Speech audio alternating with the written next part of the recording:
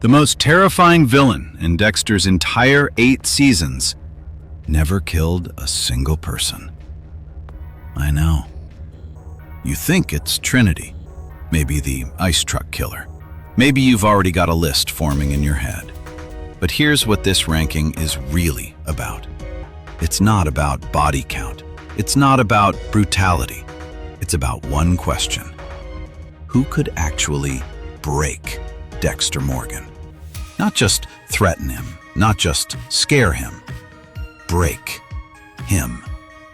Stay with me, because by the time we get to number 1, you're going to question everything you thought you knew about this show.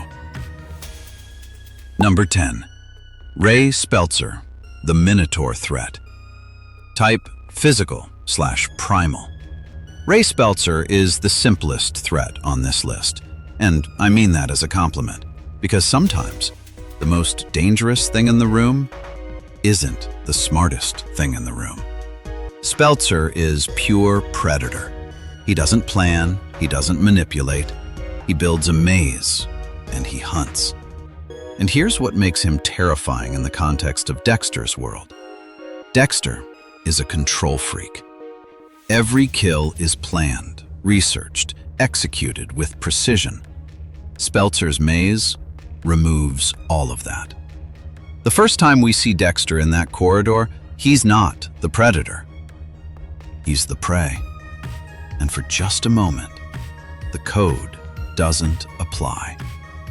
There's no table, no ritual, no control, just survival. Now, Dexter gets out, obviously, but what Speltzer reveals is a crack in the armor.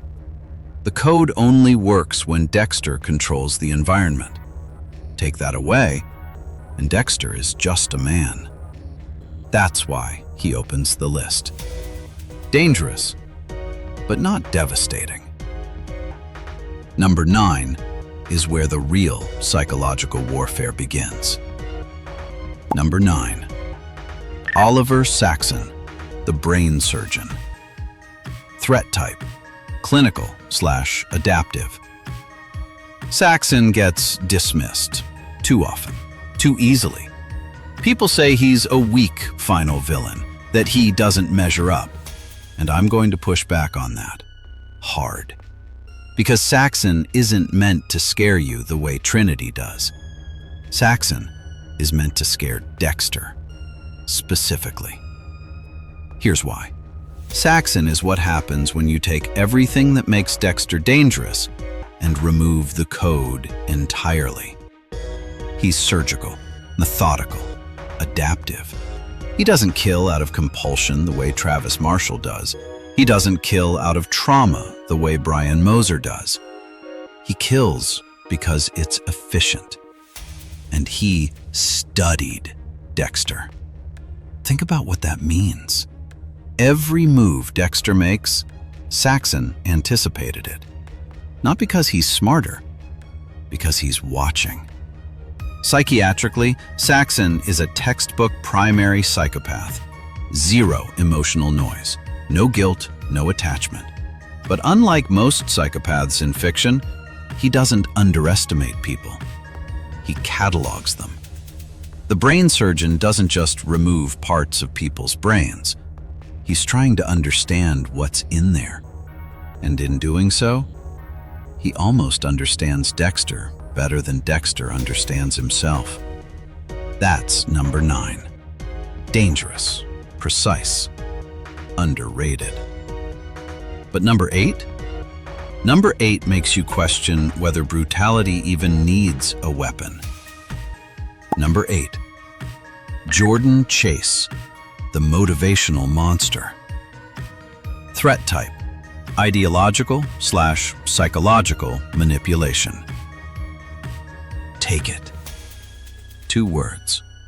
That's Jordan Chase's entire philosophy compressed into a command. And it is the most chilling ideology on this entire show. Because Jordan Chase doesn't operate in the dark. He operates in the light. In stadiums, on bestseller lists, in your living room through a TV screen. He built an empire around the idea that your life is yours to take, that victims choose to be victims, that power is everything. And somewhere underneath all of that motivational language was a torture ring. Jordan Chase is the most ideologically dangerous villain in Dexter's world because he proves something deeply uncomfortable. Evil can be charismatic. Evil can sell out arenas. Evil can have a publicist. Psychologically, Chase exhibits narcissistic personality disorder layered over antisocial traits. But what separates him is his social power. Most villains Dexter faces operate in the shadows. Chase operates in plain sight. And that's the threat to Dexter's code. The code assumes Dexter identifies the monster. What happens when the monster is beloved by millions? Dexter can't table someone the world is watching. Jordan Chase exploits the one blind spot in the code: public invincibility. That's why he's number 8. But number 7? Number 7 is the villain this show never fully let breathe. And that's a crime. Number 7. Isaac Serco, the honorable assassin. Threat type: physical plus emotional plus relentless. Isaac Serco is the only villain on this list I genuinely liked. And I don't think that's accidental, because the writers gave Isaac something almost no Dexter villain gets: depth. He's grieving, he's disciplined, he's ruthless, and he is absolutely, completely, terrifyingly focused. Most killers in Dexter's world have a method. Isaac has a purpose. He watched the man he loved get taken, and now he is going to walk through anything between him and justice. In psychological terms, Isaac represents what researchers call affiliative aggression, violence committed in service of attachment and loss. It is, paradoxically, the most human motivation for killing, and that's exactly what makes him so dangerous to Dexter. Dexter doesn't understand love-driven violence. The code doesn't have a rule for it. Isaac hunts Dexter with emotion, and that makes him unpredictable. Because you can't model behavior driven by grief. Grief doesn't follow logic. Grief keeps coming. Number 7, underutilized by the show, unforgettable to anyone who watched closely. Number 6 is the one who built the maze. Not Speltzer's maze, Dexter's. Number 6, Dr. Evelyn Vogel, the architect. Threat type: ideological/existential. What if the code wasn't protection? What if the code was a cage? Dr. Evelyn Vogel didn't just study psychopaths. She co-authored Dexter. She sat across from Harry Morgan and helped design the rules Dexter has lived by his entire life, which means she knows exactly why every rule exists and exactly how to break him. Vogel presents herself as an ally, as a mother figure, as safety.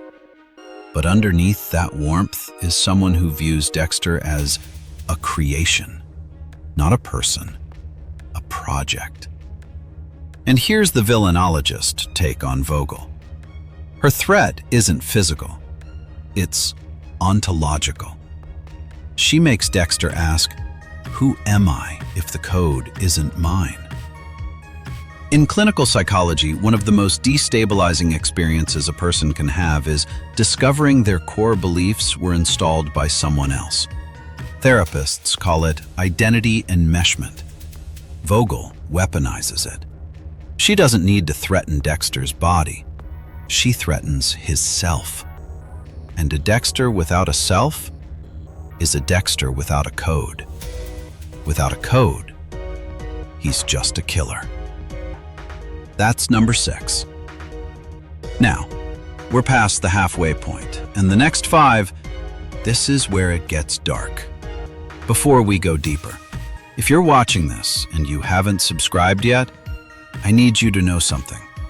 Every video on this channel is built around one question: what makes a villain truly unforgettable? We've got deep dives on Hannibal, on the MCU's most complex antagonists, on the psychology of fictional evil that gets under your skin for years.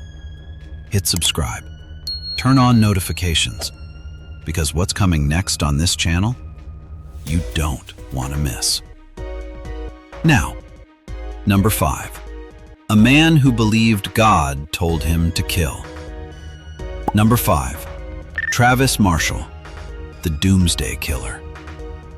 Threat type: ideological/delusional/zealot. Travis Marshall is the only villain on this list who scares me. Not Dexter. Me. Because Travis Marshall is the purest illustration of something that exists in the real world. The absolute certainty that God is on your side. You cannot reason with that. You cannot negotiate with that.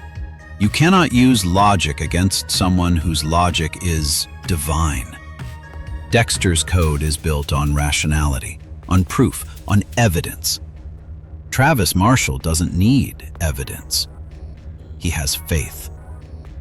Psychologically, Travis exhibits what's called grandiose religious delusion, a fixed, unshakable belief system that assigns cosmic significance to personal actions. What's clinically fascinating and deeply disturbing is that Travis functions. He holds conversations. He appears normal. He walks among people without detection because the delusion is internal. The apocalypse is only visible to him. And that's the threat to Dexter. You can profile a psychopath. You can track a pattern. But how do you get inside the mind of someone whose mind is inside a book written 2,000 years ago? Travis Marshall is number 5. Immovable, irrational, infinite in his conviction. Number 4 is the one that broke my heart. Number 4, Miguel Prado, the corrupt ally threat. Type: social/betrayal/mirror. For a brief, beautiful moment in Season 3, Dexter thought he found something he'd always wanted. A friend. Someone who knew and accepted and understood. Miguel Prado was supposed to be the proof that Dexter could have a real human connection. Instead, he became the proof that Dexter can never have one. Here's the psychological reality of Miguel Prado. He is Dexter without the code. Same intelligence, same capacity for violence, same ability to function in society, but no rules. Miguel doesn't kill because he has to. He kills because he wants to, because he can. And he uses Dexter's trust, the rarest thing Dexter has ever extended, as a weapon. In clinical terms, Miguel exhibits classic dark triad traits: narcissism, Machiavellianism, psychopathy. But what elevates him above most villains on this list? He's the only one who made Dexter want to be caught. Think about that. Dexter's deepest fear is exposure. Miguel is the only villain who made Dexter lower his guard enough that exposure became a real possibility. Not through force, through friendship. That is the most sophisticated threat on this list, and he's only number 4. Number 3 is blood. Number 3, Brian Moser, the ice truck killer. Threat type: psychological/existential/familial. The villain who isn't really a villain. Brian Moser doesn't want to destroy Dexter, he wants to save him. And that is the most unsettling thing about him. Because Brian's entire ideology is this: you are not broken, Dexter. You are free. You just don't know it yet. Brian is the mirror Dexter can never look directly at, because in Brian, Dexter sees what he would be without Harry, without the code, without the mask. Shared trauma between siblings creates what psychologists call attachment disruption, a bond forged in pain that can become more powerful than any rational relationship. Brian leverages this. He doesn't argue with Dexter. He doesn't threaten Dexter. He reminds Dexter of the blood, of the box, of the boy who survived by shutting everything human down. And his message is seductive. What if shutting it down was the right move? What if the darkness isn't the disease? What if it's the cure? Brian Moser is the temptation Dexter spends the entire series running from. He's number 3 because the threat he poses is eternal. Even after he dies, his argument stays alive in Dexter's head. Number 2 is a monster in a cardigan. Number 2, Arthur Mitchell, the Trinity killer.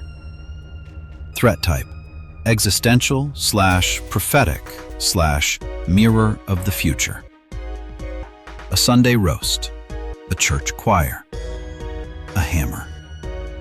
The most terrifying thing about Trinity isn't what he does, it's what he represents. Arthur Mitchell bakes pies. He volunteers at Habitat for Humanity. He says grace before dinner. He has a wife, children, a church community that loves him. And he has been killing in a perfect ritual pattern for 30 years. 30 years without detection. Arthur Mitchell is not number 1 because he is the most dangerous killer in the show. Arthur Mitchell is number 2 because he is Dexter's future. What the show does with Trinity that almost no other villain story does, it shows you what a double life costs. Arthur's family doesn't know peace. His wife lives in fear. His children are broken. His ritual, bath, fall, hammer, fire, is a compulsion he cannot stop. He is what Dexter will become if he keeps choosing the darkness. He proves the code is not sustainable. He proves that monsters don't retire.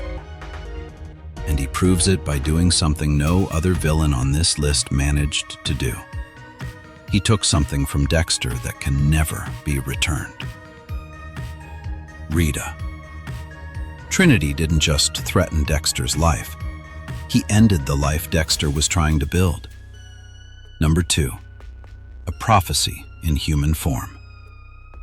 And number 1 is not a killer. Number 1, James Doakes, the man who saw through everything. Threat type, existential/instinctual/the ultimate. An FBI badge, a crowded office. Doakes, watching, always watching. James Doakes never killed anyone who didn't deserve it. James Doakes followed the law. James Doakes was, by every metric, a hero. And he is the most terrifying presence in 8 seasons of Dexter. Because he is the only character in the entire show who simply knew. No evidence, no investigation, no methodology, pure human instinct. Here's what fascinates me about Doakes from a psychological standpoint. Most of Dexter's enemies engage his intellect. They outthink, outmaneuver, outplan. Doakes bypasses all of that. He doesn't engage Dexter's mind. He engages his animal brain, the part that knows when it's being watched, the part that feels threat before it can explain it. Dexter, a man who profiles killers for a living, cannot profile Doakes, because Doakes isn't operating on logic. He's operating on something older than logic. And every single interaction they share, Dexter's code starts to stutter. Not because Doakes is smarter, because Doakes is right. Surprise, motherfuffer. That line isn't just a catchphrase. It's a philosophical statement. Doakes is the perpetual reminder that Dexter will always be seen. Not by the system, not by the law, but by a specific kind of person. Someone whose instinct for evil is as refined as Dexter's own. James Doakes is number one because he represents the one thing the code cannot defeat. Another predator who hunts predators. Without a code, without a table, without plastic wrap. Just eyes and the certainty of what they see. So, which of these monsters actually breaks Dexter Morgan? My answer is Doakes. Not because he's the strongest, but because he's the one Dexter can never fully escape. Every villain on this list threatens his body, his freedom, or his future. Doakes threatens his identity. And identity is the one thing the code was built to protect. That's the Villainologist take. Now, I want yours. Drop it in the comments. Who's your number one? And is there a villain we missed? Because in Dexter's world, there's always another monster hiding in the dark. I'm your Villainologist. Until next time, watch carefully. Because the real killers never look like killers.